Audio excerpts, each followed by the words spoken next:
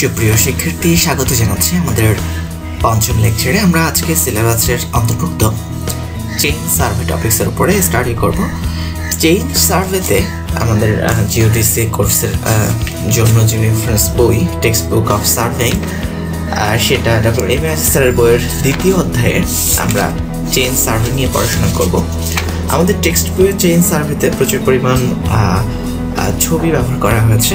এখানে স্লাইডে সে সকল ছবিগুলো অন্তর্ভুক্ত করা হয়নি, আপনারা টেক্সট বই থেকে সেগুলো দেখে নেবেন। চেইন সার্ভে বলতে কি বোঝায় আমরা গত ক্লাসে আলোচনা করেছিলাম।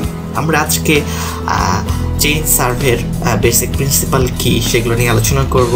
বিভিন্ন ধরনের চেইন লাইন, বেস লাইন, টাই লাইন, চেক লাইন বা স্টেশন পয়েন্ট, এগুলো বলতে কি বোঝাবো সেগুলো নিয়ে আলোচনা করব।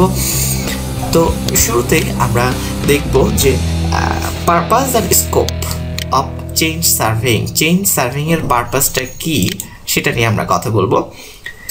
আমাদের এমআই পরীক্ষায় আসে যে what are the purpose and scope of chain surveying, অর্থাৎ শিকল জরিপ, বাংলায় যেটাকে বলা হচ্ছে শিকল জরিপের উদ্দেশ্য এবং আওতা, অর্থাৎ purpose and scope of chain surveying.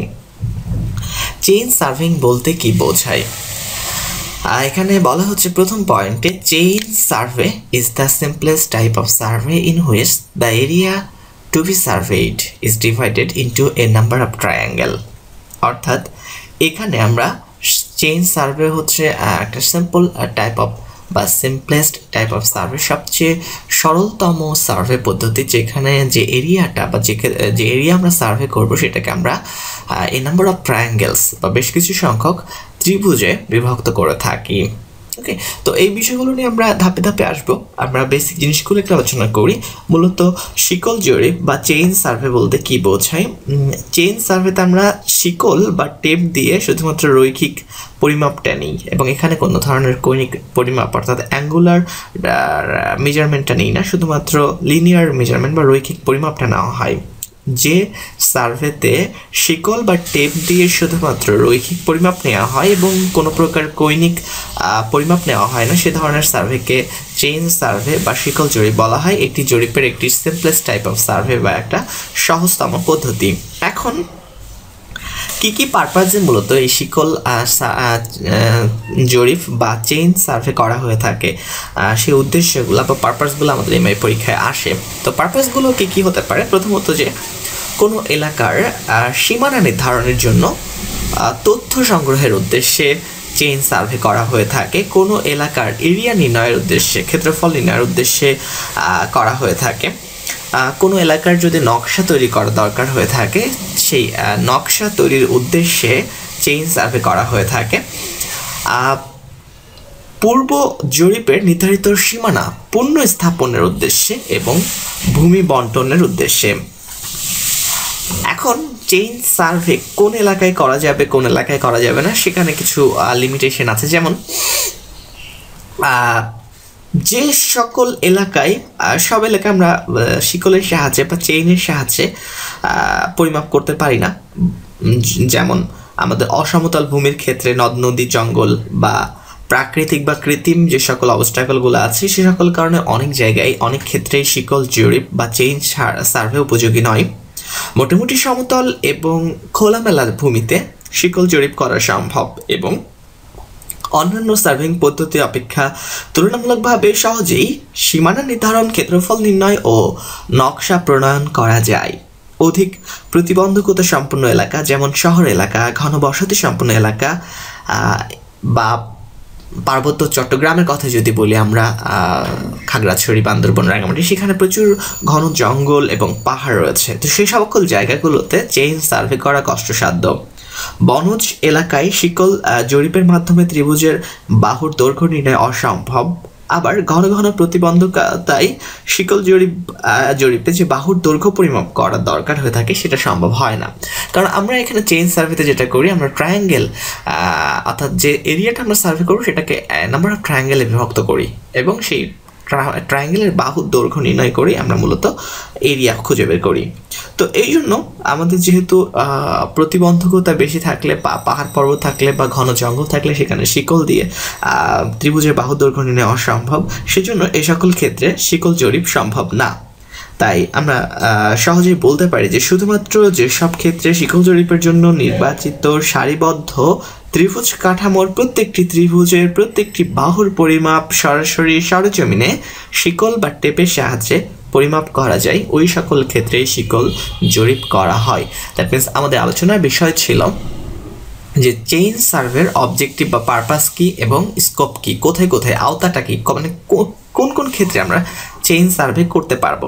তাহলে এখানে আমরা সর্বশেষ যে কথাটা বললাম যে শুধুমাত্র যে সকল ক্ষেত্রে মানে যেসব ক্ষেত্রে চেইন সার্ভের জন্য আমরা যেটা করি, চেইন সার্ভেতে প্রথম টপিকস আমরা বলছি যে area to be surveyed, the area to be surveyed, যে এরিয়াটা সার্ভে করতে হবে সেটাকে আমরা নাম্বার অফ ট্রায়াঙ্গেলস অর্থাৎ অনেকগুলো সারিবদ্ধ ত্রিভুজে ডিভাইড করে থাকি এবং প্রত্যেকটা ত্রিভুজের বাহুর দৈর্ঘ্য নির্ণয় করে সেখানে ক্ষেত্রফল বের করে থাকি।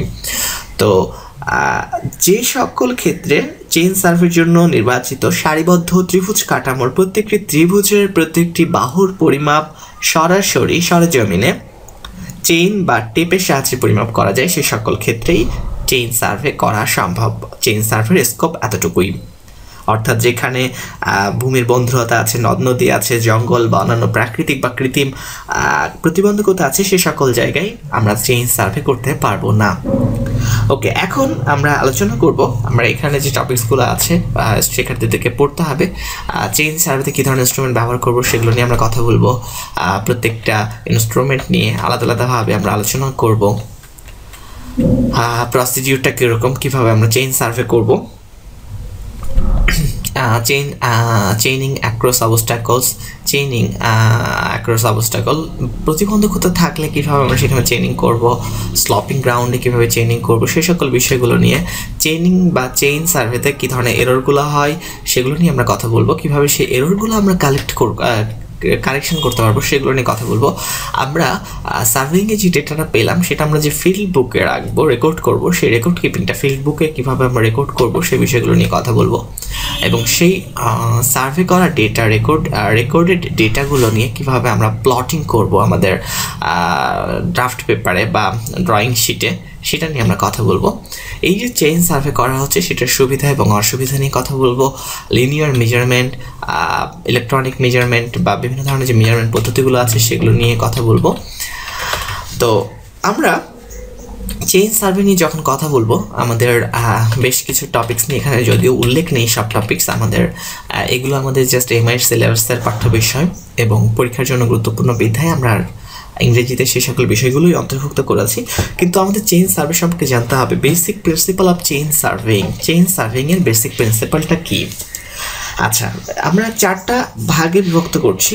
মূল নীতি বা বেসিক প্রিন্সিপাল, শিকলের সাহায্যে কোণ পরিমাপ করা যায় না, তাই এই ক্ষেত্রে ঘের দেওয়াও সম্ভব নয়। আর জ্যামিতিক ক্ষেত্রগুলোর মধ্যে একমাত্র ত্রিভুজে শুধুমাত্র বাহুর দৈর্ঘ্য জানা থাকলে আঁকা যায় এবং ক্ষেত্রফল নির্ণয় করা যায়। যেহেতু শিকলের সাহায্যে শুধুমাত্র দৈর্ঘ্যের পরিমাপ নেওয়া যায়, তাই শিকল জরিপের জন্য সম্পূর্ণ জরিপ এলাকাকে আমরা সারিবদ্ধ ত্রিভুজ কাঠামোতে রূপ দিয়ে থাকি।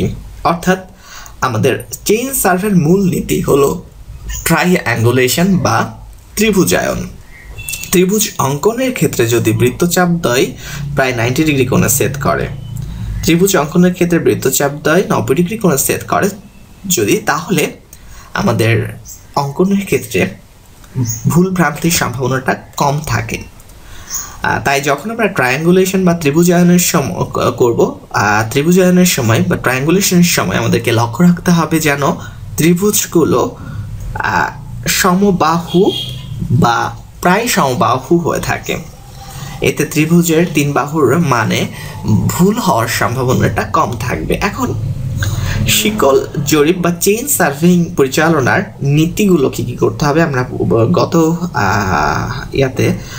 গত লেকচারে প্রথম লেকচারে আমরা কিছু জিনিস আলোচনা করছিলাম যে সার্ভেইংয়ের নীতি। চেইন সার্ভের ক্ষেত্রে সেই জিনিসগুলো খেয়াল রাখতে হবে, যেমন আমাদেরকে সবসময় আমি বলছি সার্ভেইংটা ফ্রম হোল টু পার্টস, অর্থাৎ সমগ্র অংশ থেকে ধীরে ধীরে পার্ট বা অংশের দিকে করতে হবে, not from parts to whole. আংশিক অংশ থেকে সম্পূর্ণ অংশের দিকে করা যাবে না। আমাদের চেইন সার্ভের ক্ষেত্রে একই নীতি প্রযোজ্য যে চেইন সার্ভেটা হতে হবে from whole to parts, not parts to whole. ভুলের মাত্রা কমানোর জন্য এই নীতি অনুসরণ করা হয়। যদি বৃহৎ ত্রিভুজ পরিমাপের ক্ষেত্রে সামান্য ভুল হয় তা ছোট ত্রিভুজ রূপান্তরের পর পরিমাপকালে ভুলের মাত্রা শূন্যতে বা প্রায় শূন্যতে পৌঁছে যায়।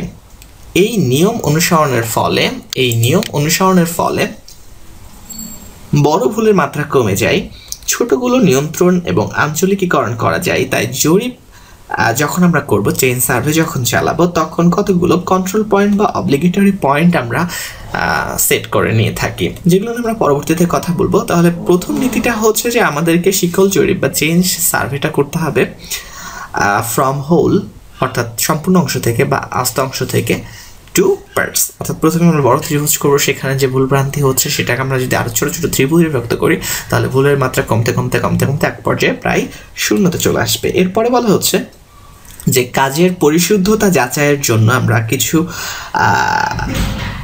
রেখা পরিমাপ করতে হবে। সেকেন্ড ধাপে আমাদের চেইন সার্ভের যে নীতিগুলো আছে তার দ্বিতীয় ধাপে আমরা বলছি যে কাজের পরিশুদ্ধতা যাচাইয়ের জন্য আমরা কিছু লাইন, যেমন টাই লাইন আছে, চেক লাইন, প্রুফ লাইন, এগুলো পরিমাপ করতে হবে। টাই লাইনকে বাংলায় বলা হয় গ্রন্থি রেখা, চেক লাইনকে বলা হয় যাচাই রেখা এবং প্রুফ লাইনকে বলা হচ্ছে প্রমাণ রেখা। সো এই যে টাই লাইন, চেক লাইন বা প্রুফ লাইন আমরা পরিমাপ করছি, সেটা মূলত করে থাকে আমার সার্ভেইংয়ের কাজটা, বা আমরা যে পরিমাপ করেছি বা আমরা যে ত্রিভুজগুলো ড্র করেছি সেগুলো নিয়ে যে ক্যালকুলেশন করেছি, সেই কাজের শুদ্ধতা কতখানি, কারেক্টনেস কতখানি, সেটা পরিমাপের জন্য। এরপরে বলা হচ্ছে প্রধান প্রধান রেখাগুলোর পরিমাপ ও বিশেষ গুরুত্বপূর্ণ বিন্দুগুলোর অবস্থান কমপক্ষে দুটি নিরপেক্ষ পরিমাপ পদ্ধতিতে জানতে হবে। সেক্ষেত্রে আমরা যেটা করতে পারি, মিটার শিকল বা আর্কিটেক্ট শিকল ব্যবহার করতে পারি। আমি বিভিন্ন ধরনের শিকল নিয়ে কথা বলবো পরবর্তীতে। আরেকটা হচ্ছে সর্বশেষ ধাপটা হচ্ছে সরজমিনে প্রাপ্ত তথ্য দিয়ে সতর্কতার সাথে নিখুঁত, স্পষ্ট এবং যথাযথভাবে জরিপ লিপিতে রেকর্ড করতে হবে। জরিপ লিপি ইংরেজিতে বলা হয় যেটা ফিল্ড বুক বা রেকর্ড বুক। সেখানে আমরা ডাটাগুলো রেকর্ড করব। সেটাই বলা হচ্ছে যে আমরা যে সার্ভেইংয়ের সময় যে তথ্যগুলো পাচ্ছি সেগুলোকে আমাদেরকে ফিল্ড বুকে রেকর্ড করতে হবে। এখানে ফিল্ড বুক, এটা বেসিক্যালি হবে ফিল্ড, অর্থাৎ FIELD, ফিল্ড বুকে আমরা ডাটাগুলোকে রেকর্ড করব। তাহলে বেসিক প্রিন্সিপাল অফ চেইন সার্ভিংয়ের মূল নীতি হচ্ছে বেসিক্যালি আমরা যেহেতু শিকলের সাহায্যে বা চেইনের সাহায্যে আমরা কৌণিক দূরত্ব পরিমাপ করতে পারি না, শুধুমাত্র রৈখিক দূরত্ব পরিমাপ করতে পারি। তাই বাহুর দৈর্ঘ্য জানা থাকলে একমাত্র ত্রিভুজ ছাড়া অন্য কোনো জ্যামিতিক ক্ষেত্র আঁকা সম্ভব না। তাই আমরা যেটা করি, ট্রায়াঙ্গুলেশন বা ত্রিভুজায়ন পদ্ধতির সাহায্যে মূলত চেইন সার্ভে করে থাকি এবং এখানে এই নাম্বার অফ ট্রায়াঙ্গেলস ব্যবহার করে থাকি চেইন সার্ভের জন্য। সেটা আমাদের প্রথম পার্টে বলা হচ্ছে। এই যে এখানে বলা হচ্ছে যে because of all the geometrical figures triangle is the only one whose shape and size are determined when the length of the sides are known। যখন ত্রিভুজের বাহুর দৈর্ঘ্যগুলো জানা যায় তখন তার শেপ এবং সাইজ জানা সম্ভব হয়। একমাত্র ট্রায়াঙ্গেলের ক্ষেত্রে, অন্য কোনো জিওমেট্রিক্যাল ফিগারে সেটা সম্ভব না। তো সেই জন্য আমরা মূলত চেইন সার্ভেতে ত্রিভুজ ব্যবহার করে থাকি। তাহলে প্রথম কাজ হচ্ছে আমাদেরকে from whole to parts, not from parts to whole. আমাদের শিকল জরিপের কাজ বা চেইন সার্ভিংয়ের কাজটা আস্ত অংশ থেকে অংশের দিকে করতে হবে, অর্থাৎ সম্পূর্ণ অংশ থেকে পার্শিয়াল অংশের দিকে করতে হবে। এবং কাজের পরিশুদ্ধতা যাচাইয়ের জন্য আমরা টাই লাইন, চেক লাইন বা প্রুফ লাইন পরিমাপ করব। প্রধান প্রধান রেখাগুলোর পরিমাপ এবং বিশেষ গুরুত্বপূর্ণ বিন্দুগুলোর অবস্থান কমপক্ষে দুটো নিরপেক্ষ পরিমাপ পদ্ধতির সাহায্যে আমরা খুঁজে বের করব, যাতে রেজাল্ট মেলানো সম্ভব হয় এবং ভুলটা খুঁজে বের করা যায়। এরপর হচ্ছে সরজমিনে প্রাপ্ত তথ্যাদি সতর্কতার সাথে নিখুঁত, স্পষ্ট এবং যথাযথভাবে আমাদের ফিল্ড বুকে রেকর্ড করতে হবে। তো এই ছিল আমাদের। এখন আমরা দেখব যে এই যে শিকল রেখা বা চেইন লাইন, বেস লাইন, টাই লাইন, চেক লাইন এবং স্টেশন পয়েন্ট, এই কথাগুলো আমাদেরকে জানতে হবে। যদিও এগুলো নিয়ে পরবর্তীতে আমাদের যেহেতু ওগুলো ডিপ্লোমাতে পড়ানো হয়, এগুলো আর BSc লেভেলে অত বেশি ইনক্লুড করা হয় না। তো তারপর আমরা একটু আলোচনা করব যে আসলে এই যে শিকল রেখা বা চেইন লাইন বলতে কি বোঝায়, বেস লাইন বলতে কি বোঝায়, টাই লাইন বলতে কি বোঝায়, চেক লাইন এবং স্টেশন পয়েন্ট বলতে কি বোঝায়। চেইন লাইন হচ্ছে জরিপকালে, অর্থাৎ যখন সার্ভে করা হচ্ছে তখন যে রেখায় শিকল থাকে সেই রেখাকে আমরা বলছি চেইন লাইন। আচ্ছা, এরপর হচ্ছে বেস লাইন। সর্বাপেক্ষা বড় প্রধান জরিপ রেখাকে আমরা বেস লাইন হিসেবে ধরি, সবচেয়ে বড় প্রধান জরিপ রেখা। এটা খুবই গুরুত্বপূর্ণ রেখা। এই বেস লাইন আমরা ট্রায়াঙ্গুলেশন সার্ভের ক্ষেত্রে খুব বেশি প্রযোজ্য। কিন্তু ট্রায়াঙ্গুলেশন সার্ভে শুধু না, আমাদের চেইন সার্ভের ক্ষেত্রেও এই বেজ লাইনের প্রয়োগ রয়েছে। তো সেগুলো নিয়ে আমরা পরবর্তীতে কথা বলবো। এরপর সে টাই লাইন। টাই লাইনটা বেসিক্যালি প্রধান জরিপ রেখার, অর্থাৎ যেটা হচ্ছে প্রধান জরিপ রেখার উপর নির্ধারিত টাই স্টেশনের সংযোজিত রেখাকে আমরা বলছি টাই লাইন। গ্রন্থি রেখা বা টাই লাইন দুটো কাজ করে। একটা হচ্ছে ত্রিভুজ কাঠামোর বিশুদ্ধতা যাচাইয়ের সহায়তা করে এবং এটা জরিপ এলাকার বিভিন্ন তথ্যাদি সংগ্রহের সহায়তা করে, যেমন ত্রিভুজের ভেতরে বিভিন্ন বস্তু সংক্রান্ত বিশেষ করে যেগুলো প্রধান জরিপ রেখা থেকে দূরে। চেক লাইন কে আমরা প্রুফ লাইনও বলে থাকি। Check line station point, station বিন্দু, এটা খুবই গুরুত্বপূর্ণ বিন্দু। শিকল রেখার উভয় প্রান্তে এদের অবস্থান, অর্থাৎ এদের সংযোজিত সরল রেখাই শিকল রেখা, অর্থাৎ স্টেশন পয়েন্ট। আমরা বলছিলাম শিকল বা চেইন লাইন বলতে কি বোঝায়? আমরা বলছি জরিপকালে যখন যে রেখায় শিকল থাকবে সেই রেখাটাকে আমরা বলছি শিকল লাইন। তো বেসিক্যালি এই শিকল লাইন, চেইন লাইন আর কি, চেইন লাইনের দুই প্রান্ত আমরা দুইটা স্টেশন পয়েন্ট নির্ধারণ করি। এই দুইটা, তার মানে আমরা বলতে পারি যে দুইটা স্টেশন পয়েন্টের ছেদকারী রেখাটাই হচ্ছে আমাদের চেইন লাইন। এখন এই স্টেশন পয়েন্ট দুই ধরনের হতে পারে। একটা হচ্ছে মেইন স্টেশন পয়েন্ট এবং সাবসিডিয়ারি বা টাই স্টেশন পয়েন্ট। তো মেইন স্টেশন পয়েন্ট এবং সাব স্টেশন পয়েন্ট আমরা পরবর্তীতে এগুলো নিয়ে কথা বলবো। এখন আমরা আরও কিছু টার্মস আছে যেগুলো আপনারা জেনে নেবেন। একটা হচ্ছে যে ইল কন্ডিশন ট্রায়াঙ্গেল এবং ওয়েল কন্ডিশনড ট্রায়াঙ্গেল। যখন আমরা শিকল জরিপ বা চেইন সার্ভে করি তখন আমরা যে এলাকায় জরিপ করতেছি সেই জরিপ করা এলাকাকে আমরা যখন ট্রায়াঙ্গুলেশন করি বা ত্রিভুজায়ন করি তখন স্টেশনগুলোকে এমনভাবে নির্বাচন করা হয় যেন এগুলো নকশায় অঙ্কন করলে বা প্লটিং করলে প্রকৃত অবস্থানে থাকে এবং এই স্টেশনগুলোর অবস্থান নকশায় অবস্থান নির্ধারণকালে ভিত্তিরেখা দুপ্রান্ত থেকে দুই বাহুর দৈর্ঘ্যের সমপরিমাণ ব্যাসার্ধ নিয়ে দুটো বৃত্তচাপ এঁকে চাপ দুটোর ছেদ বিন্দুতে স্টেশন বিন্দুর অবস্থান চিহ্নিত করা হয়।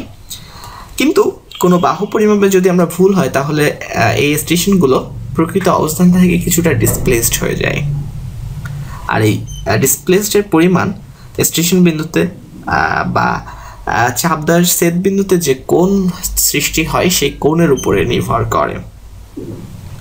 তো এই কোণ যদি 60 ডিগ্রি হয় বা 30 ডিগ্রি হয় তাহলে ভ্রান্তির পরিমাণ 1.15 গুণ, বা যদি 30 ডিগ্রি হয় তাহলে 2 গুণ হয়ে থাকে। তো এই জন্য যেটা করা হয় যে আদর্শ ছেদ বিন্দুর জন্য ছেদ কোণটা 90 ডিগ্রি হয় শ্রেয়, তবে ত্রিভুজের প্রত্যেকটা কোণ 90 ডিগ্রি হওয়া অসম্ভব।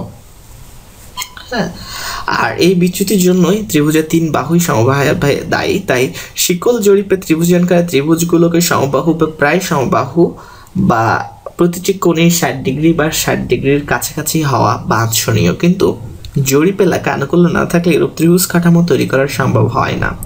তো সেজন্য আমরা যেটা করি যে ত্রিভুজায়ন যখন করি, ট্রায়াঙ্গুলেশন করি, তখন ত্রিভুজের কোনো কোণই যেন 120 ডিগ্রির বেশি বা 30 ডিগ্রির কম না হয়। আমরা যখন, অর্থাৎ মূল কথা হচ্ছে চেইন সার্ভেতে আমরা একটা ত্রিভুজ গঠন করে থাকি। তো এই ত্রিভুজের কোণ 90 ডিগ্রি হলে খুবই ভালো হতো, 90 ডিগ্রি হলে পারফেক্ট, কোনো ভুল হবে না। কিন্তু 90 ডিগ্রি হওয়া তো সম্ভব নয়, কারণ ত্রিভুজের 3 কোণের সমষ্টি 180 ডিগ্রি। সো প্রত্যেকটা অ্যাঙ্গেলই 90 ডিগ্রি হওয়া সম্ভব না। তো এই জন্য আমরা এখানে দুইটা টার্মস ব্যবহার করে থাকি চেইন সার্ভেতে। একটা হচ্ছে ইল কন্ডিশনড ট্রায়াঙ্গেল এবং ওয়েল কন্ডিশনড ট্রায়াঙ্গেল। ইল কন্ডিশনড বা অসুঠাম ত্রিভুজ এবং ওয়েল কন্ডিশনড ট্রায়াঙ্গেল বা সুঠাম ত্রিভুজ। এখন যখন আমরা ত্রিভুজ তৈরি করি, যেহেতু 90 ডিগ্রি হওয়া সম্ভব না, তো আমরা চেষ্টা করি যে সম্পূর্ণ ত্রিভুজটাকে সমবাহু ত্রিভুজ হিসেবে তৈরি করতে, অর্থাৎ ত্রিভুজের সবগুলা বাহুর দৈর্ঘ্য সমান হবে এবং প্রত্যেকটার মধ্যবর্তী অ্যাঙ্গেল 60 ডিগ্রি বা তার কাছাকাছি হবে। তো এরকম ক্ষেত্রে দেখা যায় যে সেটা সবসময় সম্ভব হয়ে ওঠে না। তো এমনভাবে ত্রিভুজগুলো তৈরি করা হয় যেন অ্যাঙ্গেলগুলোর কোনো অ্যাঙ্গেলই 120 ডিগ্রির বেশি না হয় এবং 30 ডিগ্রির কম না হয়। তো যে সকল ত্রিভুজগুলো এরকম শর্ত হোল্ড করবে, এরকম কন্ডিশন হোল্ড করবে যে কোনো অ্যাঙ্গেল 120 ডিগ্রি বেশি না বা 30 ডিগ্রির কম না, হতে পারে তিনটা অ্যাঙ্গেলই, তিনটা ত্রিভুজের 3 কোণটাই 60 ডিগ্রি করে 180 ডিগ্রি, হতে পারে কোনো অ্যাঙ্গেল 40 ডিগ্রি, কোনোটা 60 ডিগ্রি, কোনোটা 80 ডিগ্রি, তাহলেও আমরা এই ধরনের ত্রিভুজকে আমরা বলবো ওয়েল কন্ডিশন ত্রিভুজ বা সুঠাম ত্রিভুজ। ওকে, তার মানে হচ্ছে অ্যাঙ্গেলগুলো খুঁজে বের করে আমরা দেখব। এখন যদি এরকম হয় যে একটা অ্যাঙ্গেল 102 ডিগ্রি, একটা অ্যাঙ্গেল 64 ডিগ্রি, আর একটা অ্যাঙ্গেল 14 ডিগ্রি, তাহলে কিন্তু সেটাকে আমরা সুঠাম ত্রিভুজ বা ওয়েল কন্ডিশন ত্রিভুজ বলতে পারছি না, কারণ ওয়েল কন্ডিশন ত্রিভুজের শর্তই হচ্ছে কোনো অ্যাঙ্গেল 30 ডিগ্রির কম হবে না বা কোনো অ্যাঙ্গেল 120 ডিগ্রির বেশি হবে না। যদি এরকম হয় যে 55 ডিগ্রি, 82 ডিগ্রি এবং 43 ডিগ্রি, তিনটা অ্যাঙ্গেল, তাহলেও আমরা সেটাকে সুঠাম ত্রিভুজ বা ওয়েল কন্ডিশন ট্রায়াঙ্গেল বলতে পারবো। এখন যখন আমরা চেইন নিং বা শিকল মাপি, তখন আমরা কি ধরনের নিয়মগুলো আমাদেরকে খেয়াল রাখতে হবে, সেগুলো একটু পরীক্ষার জন্য গুরুত্বপূর্ণ। যে চেইন ম্যান বা চেইনের শিকলে মাপ নেওয়ার জন্য এখানে আলোচনার যে বিষয়গুলো, আমরা ইনস্ট্রুমেন্ট নিয়ে পরে কথা বলবো। এখানে আমরা আমাদের স্লাইডে যেটা দেখতে পাচ্ছি বিভিন্ন ধরনের ইনস্ট্রুমেন্ট নিয়ে কথা বলবো। তো তার আগে আমরা কিছু বেসিক জিনিস নিয়ে আমরা আলোচনা করছি। যেমন যখন আমরা চেইনিং করি বা শিকল মাপি, শিকলের সাহায্যে মাপি, তখন কী ধরনের ব্যাপারগুলো আমাদেরকে খেয়াল রাখতে হবে, যেটাকে আমরা বলছি rules to be observed while chaining. পরীক্ষায় আসে যে শিকল মাপনকালে পালনীয় নীতিসমূহ। যখন আমরা শিকল দিয়ে মাপ নিই, শিকলে মাপ নেওয়ার জন্য কমপক্ষে দুজন লোক বা যাদেরকে আমরা বলি চেইন ম্যান, কমপক্ষে দুজন চেইন ম্যানের দরকার হয়। এদের মধ্যে একজন হচ্ছে ফলোয়ার আর একজন হচ্ছে লিডার। একটা হচ্ছে ফলোয়ার যিনি অভিজ্ঞ বুদ্ধিমান, তাকে আমরা ফলোয়ার বানাই, এবং লিডার হচ্ছে অগ্রগামী এবং অনুগামী, দুটো শব্দ ব্যবহার করা থাকে, ফলোয়ার এবং লিডার। তো ফলোয়ার হচ্ছে যিনি অভিজ্ঞ, তার কি কাজ, এবং লিডারের কি কাজ। লিডারের কাজটা হচ্ছে শিকলের একটা হাতল ধরে শিকল টেনে শিকল রেখা বরাবর সামনে অগ্রসর হওয়া, যথাযথ পরিমাপে শিকলের প্রান্তে তীর বসানো এবং ফলোয়ারের নির্দেশনা মতো কাজ করে। এখানে আসলে লিডার বলতে যে থিমটা বলছে, আমরা লিডার বলতে যা বুঝি যে যিনি কমান্ড করবেন, লিড দিবেন।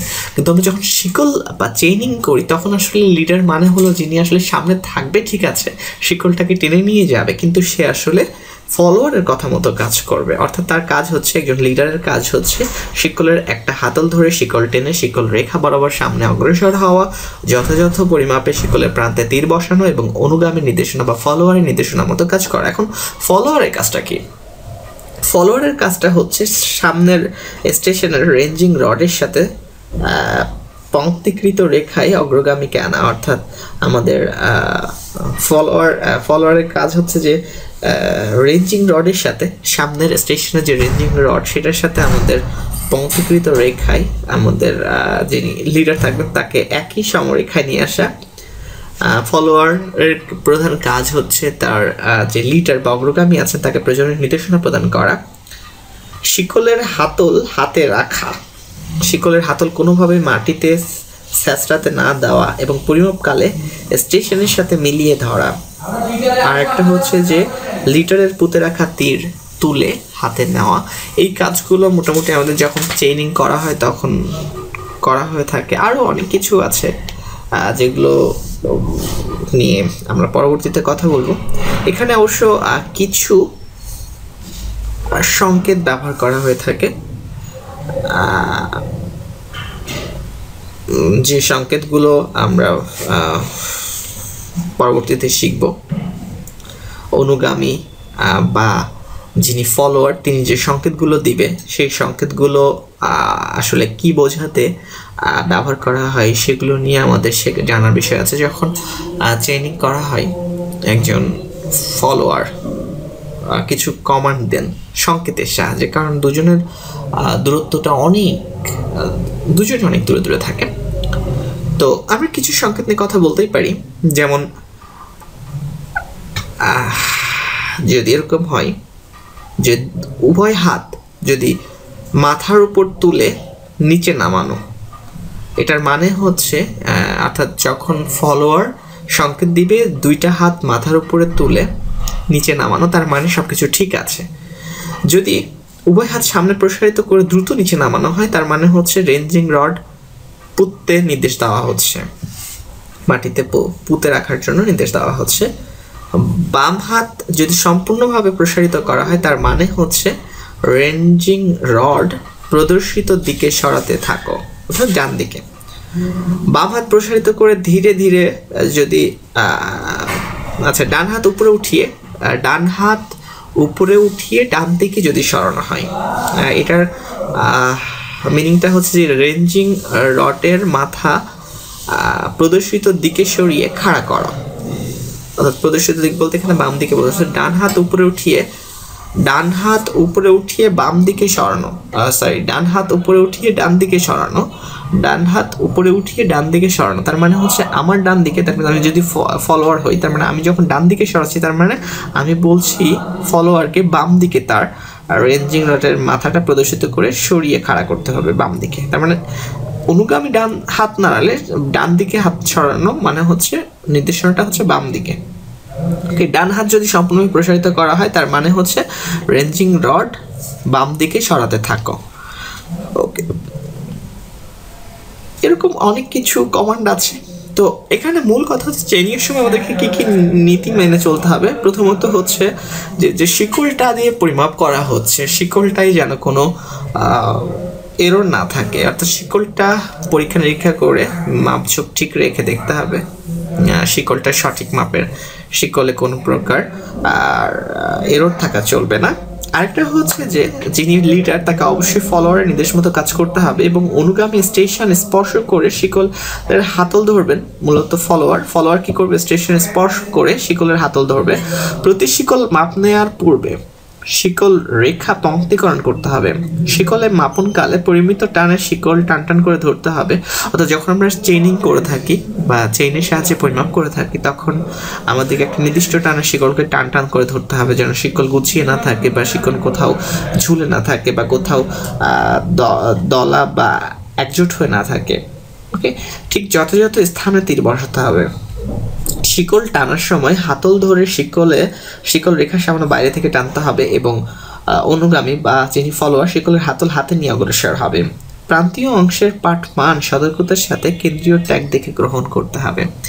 তো এই যে নীতিগুলো আমাদের জানতে হবে, এগুলো ডিপ্লোমার বই থেকে পড়া যেতে পারে বা আমাদের বিএসসি লেভেলের যে সার্ভের বইয়ের পার্ট 1 to 3 ডক্টর আমরা রেফারেন্স দিয়েছিলাম পুনমিয়া, ডক্টর বিসি পুনমিয়া স্যারের বইতে এগুলো আছে। তো আমরা আরও ডিটেলসে কথা বলার আগে আমরা একটু জাস্ট ফিরে তাকাবো চেইন সার্ভের মূল নীতি কি। আমরা চেইন সার্ভের মূল নীতি যদি এক কথায় বলতে হয়, চেইন সার্ভের মূল নীতি হচ্ছে ত্রিভুজায়ন বা ট্রায়াঙ্গুলেশন। আচ্ছা, কিছু রেখা নিয়ে আমরা কথা বলেছিলাম, শিকল রেখা, ভিত্তি রেখা, গ্রন্থি রেখা। সুঠাম ত্রিভুজ কি, অসুঠাম ত্রিভুজ কি, শিকল জরিপ বা চেইন সার্ভে বলতে কি বুঝো, চেইন সার্ভের প্রয়োজনীয়তা কি, শিকল জরিপের সুবিধাগুলো কি। এখন যদি সুবিধার কথা বলি তাহলে সুবিধার ক্ষেত্রে যে কথাগুলো আসছে সেটা হচ্ছে যে সমতল ভূমি জরিপে এই ধরনের জরিপ খুবই উপযোগী। এ ধরনের জরিপে দৈর্ঘ্য পরিমাপ করা, ক্ষেত্রফল বের করা, ভূমি বন্টন করা বা সীমানা নির্ধারণ করাটা খুবই সহজ। আর এই জরিপে চেইন সার্ভেতে সকল বাহুর মাপ, অর্থাৎ ত্রিভুজের যে বাহুগুলো সেই ত্রিভুজের বাহুগুলোর মাপ সরাসরি গ্রহণ করা হয়। এই জরিপে জরিপ লিপি পরিমাপের সাথে সাথে তৈরি করা হয় বিধায় শুদ্ধ বা অশুদ্ধতা যাচাই করাও সহজ। কোনো প্রকার ম্যাগনেটিক অ্যাট্রাকশন কাজ করে না এবং এছাড়া যে প্রাকৃতিক প্রভাব এই জরিপে কোনো প্রভাব ফেলে না। এই জরিপে জরিপ লিপি থেকে নকশাঙ্কনে হিসাব নিকাশের জটিলতা নেই। আর এটা জরিপের বা চেইন সার্ভেইংয়ের একটি সিম্পলেস্ট পদ্ধতি এবং এখানে ব্যয়টাও খুবই কম। কিন্তু অসুবিধাও কিছু আছে, যেমন বিশাল এলাকার জন্য যদি আমরা এই ধরনের জরিপ চালাই তাহলে সেটা খুব একটা উপযোগী না। আরেকটা হচ্ছে যে টানে, অর্থাৎ শিকল যখন আমরা পরিমাপ করছি শিকলের সাহায্যে তখন টান হওয়া, ঝুলে থাকা, সেগুলো কিন্তু জরিপের উপরে এক ধরনের প্রভাব ফেলে। আরেকটা হচ্ছে যে বনজ এলাকা, ঘনবসতিপূর্ণ এলাকা বা প্রাকৃতিক অবস্ট্যাকল বা ন্যাচারাল অবস্ট্যাকল সম্পূর্ণ এলাকার জন্য কিন্তু এই চেইন শিকল ব্যবহার সম্ভব না, অর্থাৎ চেইন সার্ভে করা সম্ভব না। কিন্তু এখানে আরেকটা বিষয় হচ্ছে যে আমাদের এখানে আমরা যেহেতু ত্রিভুজের সাহায্যে নির্ণয় করি, ত্রিভুজের বিভিন্ন বাহুর দৈর্ঘ্য নির্ণয় করে, সকল বাহুর দৈর্ঘ্য যেহেতু পরিমাপ করতে হয় সেহেতু সময়টা অনেক বেশি লাগে। আরেকটা হচ্ছে যে আমাদের এই চেইন সার্ভেটা কিন্তু আপেক্ষিক অবস্থান ভিত্তিক, তো সেজন্য সীমানা নির্ধারণ এবং ভূমি বন্টনে কিন্তু অসন্তোষ দেখা দিতে পারে, কারণ সম্পূর্ণটা কিন্তু একটা আপেক্ষিক অবস্থান ভিত্তিক জরিপ। ওকে, তো এখানে আমাদের পরীক্ষার জন্য আরও কিছু গুরুত্বপূর্ণ জিনিস আছে, যেমন আমরা বলছিলাম ভিত্তিরেখা, জরিপ রেখা। এই ভিত্তিরেখা জরিপ রেখার মধ্যে পার্থক্য কি, ভিত্তিরেখা এবং যাচাই রেখার মধ্যে পার্থক্য কি, গ্রন্থি রেখা বলতে কি বুঝো, শিকল জরিপের মূলনীতি কি কি। আমরা নীতিগুলোকে বলছিলাম জরিপ কাজ আর সম্পূর্ণ অংশ থেকে আংশিক অংশের দিকে করতে হবে, কাজের বিশুদ্ধতা যাচাই রেখা বা নিরীক্ষা রেখার পরিমাপ নিতে হবে, দুটি স্বতন্ত্র পরিমাপে প্রধান প্রধান রেখার পরিমাপ নিতে হবে এবং সরেজমিনে নিখুঁতভাবে পরিমাপের রেকর্ডগুলো আমাদের ফিল্ড বুকে রেকর্ড করতে হবে। তো এই বিষয়গুলো আমাদের আলোচনার বিষয় ছিল। পরবর্তী লেকচারে আমরা আমাদের যে এখানে চেইন সার্ভেতে যে সকল ইনস্ট্রুমেন্ট ব্যবহার করা হয়ে থাকে, যেমন chain, tape, arrow, ranging rod, offset staff, optical square, সেগুলো নিয়ে আমরা কথা বলবো। পরীক্ষা অনেক সময় আসে mention the equipment and accessories used in chain surveying. Chain সার্ভেইংয়ে যে সকল ইকুইপমেন্ট এবং অ্যাক্সেসরিজ অর্থাৎ যন্ত্রপাতি এবং আনুষঙ্গিক উপকরণ ব্যবহার করা হয়ে থাকে সেগুলো লিখো। তো সেখানে আমরা আমাদের চেইন সার্ভেইংয়ে যে সকল ইকুইপমেন্ট এবং অ্যাক্সেসরিজ ব্যবহার করে থাকি সেগুলোকে আমরা এখানে যদিও সব কিছু নেই, এখানে অল্প কিছু টার্মস দেওয়া আছে, আপনি আপনার পরীক্ষায় আরও অনেক কিছু লিখতে পারেন। শিকল জরিপে আসলে যে সকল যন্ত্রপাতিগুলো ব্যবহার করা হয় সেগুলোকে আমরা 6টা ভাগে বিভক্ত করে বলতে পারি। যেমন হচ্ছে যে দূরত্ব পরিমাপ অর্থাৎ ডিস্টেন্স মেজারিং যে সকল ইনস্ট্রুমেন্টগুলো আছে, যেমন প্রথমটাতে আমরা এখানে দেখতে পাচ্ছি চেইন আছে এবং টেপ আছে। এই দুটো মূলত ডিস্টেন্স মেজারিং ইনস্ট্রুমেন্ট বা দূরত্ব পরিমাপের যন্ত্র। তো এই যে চেইনের কথা বলছি, বিভিন্ন ধরনের চেইন আছে, যেমন গান্টার্স চেইন, স্থপতি বা ইঞ্জিনিয়ার্স চেইন বা আর্কিটেক্ট চেইন, মিটার শিকল বা metre chain, steel band chain, বিভিন্ন ধরনের চেইন আমরা ব্যবহার করে থাকি। বাংলায় বলছি শিকল। টেপ যেগুলো আছে নাইলন টেপ, ধাতব টেপ, স্টিল টেপ বা ইনভার্ট টেপ, এগুলো ব্যবহার করে থাকি। এরপর হচ্ছে যে এই যে রেঞ্জিং রড এবং অ্যারো, এই রেঞ্জিং রড এবং অ্যারো এই দুইটা মূলত আমরা বলছি যে instrument for marking station, station চিহ্নিতকরণে ব্যবহৃত যন্ত্রপাতি। এখানে দুইটা নাম দেওয়া হয়েছে, অ্যারো এবং রেঞ্জিং রড। এছাড়া আরও আছে, যেমন রেঞ্জিং পোল, অফসেট রড, যদি আমরা বলি লাটসের কথা, হোয়াইটস, অ্যারো, উডেন পেগ বা কাঠের ছোট খুঁটি। এই যে বস্তুগুলা বা যন্ত্রপাতিগুলো আমরা বলছি যে স্টেশন মার্কিংয়ের জন্য, স্টেশন চিহ্নিতকরণের জন্য যে সকল যন্ত্রপাতি ব্যবহার করা হয়ে থাকে সেগুলোর মধ্যে আমরা কয়েকটা নাম উল্লেখ করছি। একটা হচ্ছে ranging rod, ranging pole, offset pole, laths, LATHS, laths, whites, WHITES, ARROW, arrow, এরপর আসছে উডেন পেগ।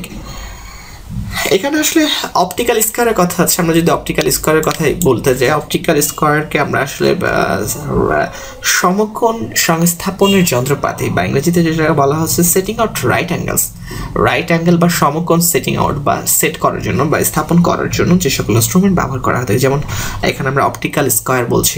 অপটিক্যাল স্কয়ার হচ্ছে এমন এক ধরনের ইনস্ট্রুমেন্ট যেটা মূলত is used for setting out right angle, সমকোণ সংস্থাপন বা সমকোণ স্থাপনের যে যন্ত্রগুলো আছে। এছাড়াও আছে cross staff, optical square, prism square, এগুলো সবই আসলে রাইট অ্যাঙ্গেল সেটিং আউটের ইনস্ট্রুমেন্ট।